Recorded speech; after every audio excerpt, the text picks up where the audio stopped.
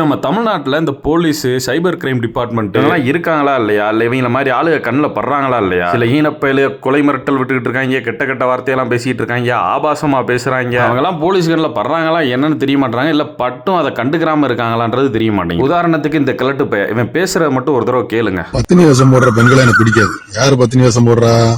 இந்த பஸ்ல வச்சு கை பட்டுச்சுன்னா, கை மேல பட்டுச்சுன்னா அந்த கத்துவாளிகள இந்த மாதிரி பெண்கள் தான் பத்தினி வேஷம் போடுறாள். அவளோடலாம் கண்டாலே எனக்கு